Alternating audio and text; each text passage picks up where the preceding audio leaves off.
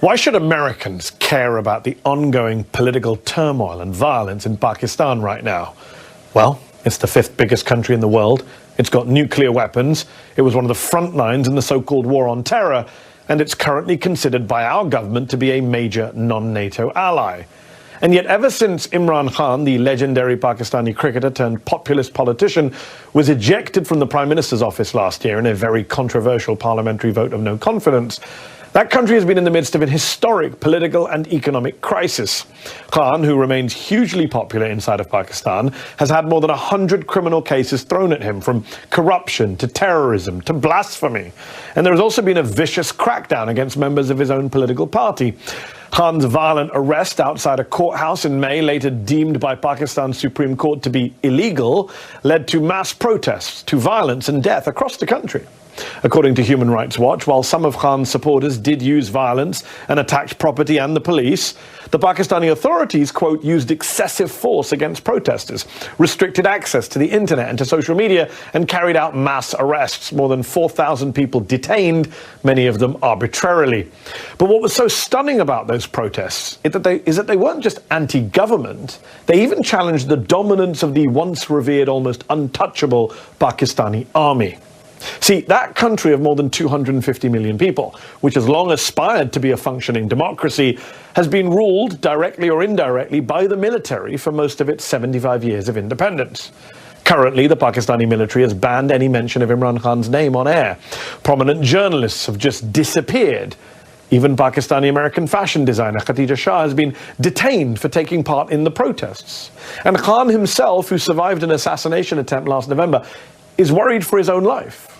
The former Prime Minister, who is accused of cozying up to Vladimir Putin and Xi Jinping, hasn't had much support, though, from Western capitals, and he himself accused the Biden administration of being behind a coup against him, an allegation that the State Department has denied and that Khan has since backed away from.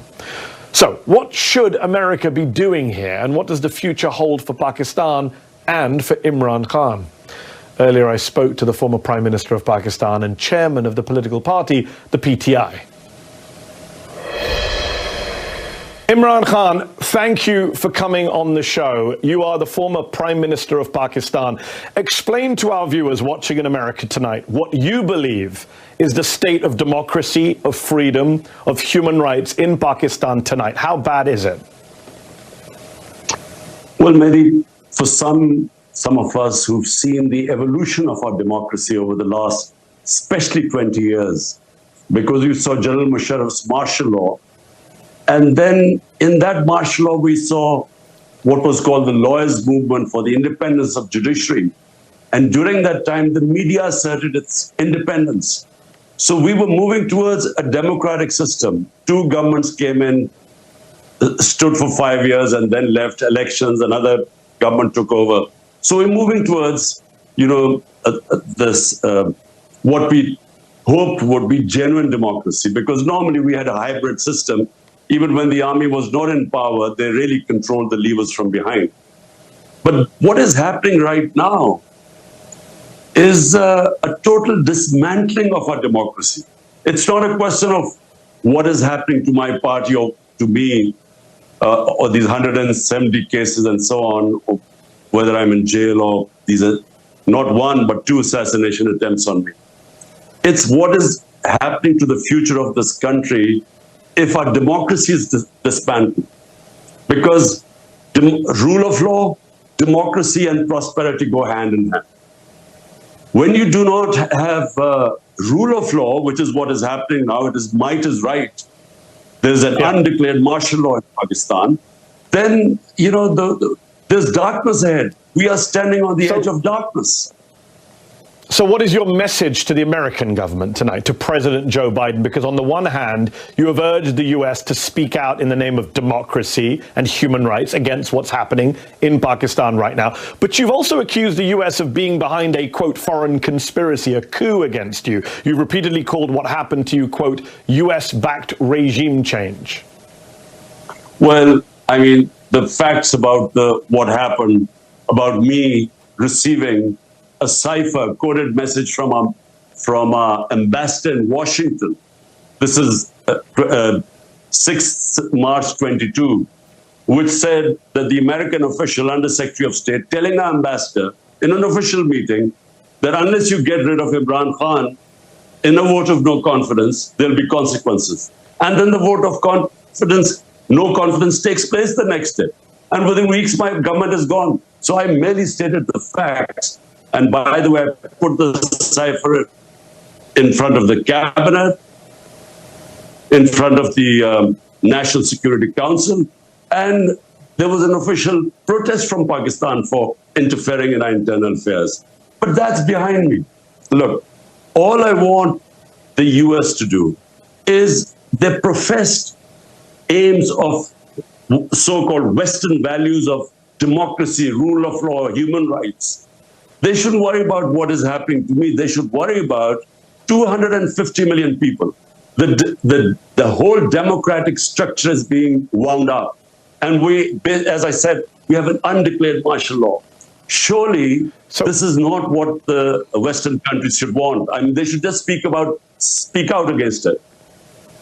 So obviously the Biden administration denies being involved in your ejection from power. The current Pakistani government is clearly afraid of you, hence the mass arrests, the talk of banning your party, the more than 150 legal cases against you. They've said you're a bigger threat to the country than Indian Prime Minister Narendra Modi, rather ridiculously. Do you believe that if elections are held on time in October of this year, that your besieged party can still win and that you can still be Prime Minister again? Surely that's a pipe dream now.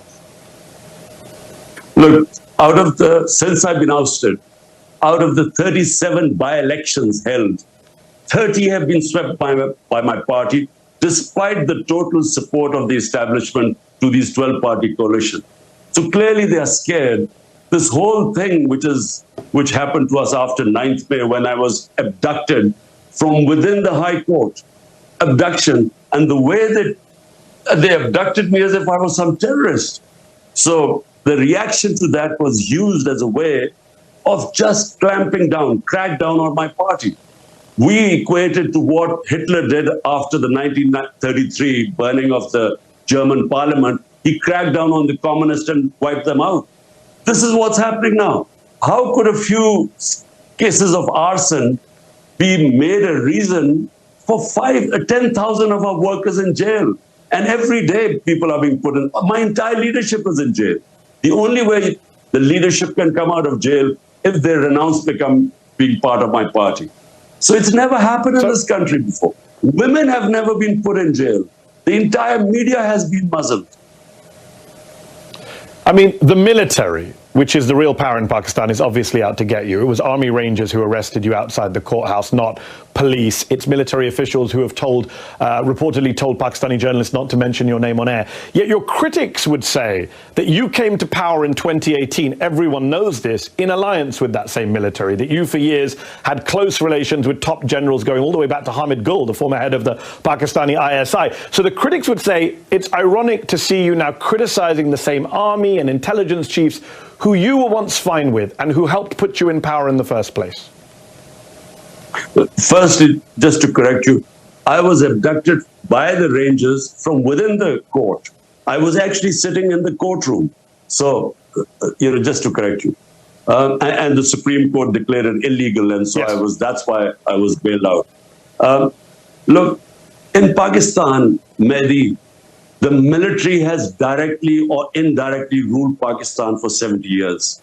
3 times martial law, and then the other times because they're entrenched. And so whoever does politics has to work with them. Now, when I came to power in 2018, it wasn't because the military engineered to get into power. They didn't oppose me. Big difference. In 2013, before that, they actually helped Nawaz Sharif get into power, and we proved in the rigged elections. In 2018, we asked everyone to open the elections because we came through proper, free and fair elections. In fact, we felt we lost some seats. But the thing is, I worked with the military. I mean, military means the army chief. So I worked pretty well with him. The main problem was, you see, my whole thing is rule of law. I started my movement for justice 27 years ago, wanting to bring the powerful mafias, the political mafias, under the law. This is where the problem became. He didn't think corruption was that big a thing. He wasn't interested in. And if he had he had the veto power. So that's where I failed. Although we succeeded economically, we did brilliantly dealing with the pandemic, but I failed in the rule of law, and I think that's where the problems became.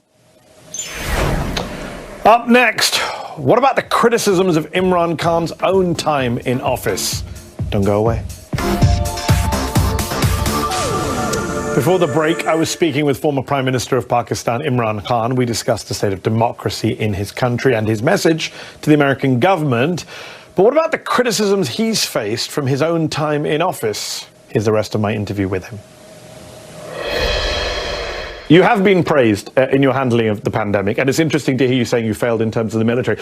But while there are many Pakistanis who still support you, you're hugely popular, a lot of Pakistanis say, hold on, when you were in government, you were fine with the military.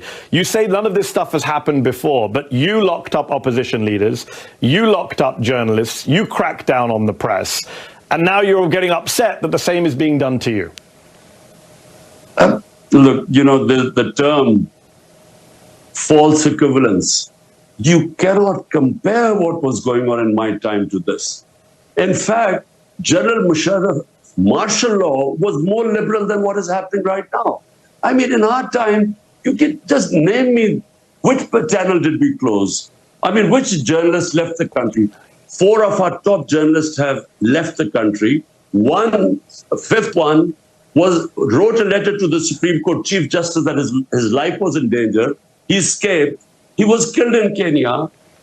Our best journalist right now, Arshad Sharif, and best Imran Riaz, he's disappeared for 40 days. Yes. I mean, he's the, but Chairman so Khan, you cannot compare what is... I'm not going to dispute. I'm not going to dispute what's happening now. I'm very critical of what this government's done. It's not about equivalence, though. It's about that on your watch, you did a lot of these things. Maybe not as badly as the current government, but Reporters Without Borders, for example, they called you a press freedom predator in 2021. They criticized you at the time for threatening, abducting and torturing journalists. That happened on your watch. Hamid Mir, a very famous Pakistani journalist, he wrote just last month for The Guardian that when you were in office, he wasn't allowed on air, even though you had once called him a favorite anchor. So the problem is that a lot of this stuff did happen on your watch. You were not a champion of the free press. So people say, hold on, now you're saying it's bad when it happens against you.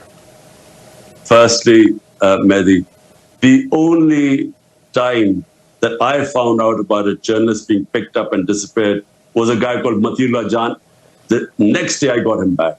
The problems we had were we were at the tail end of the war on terror.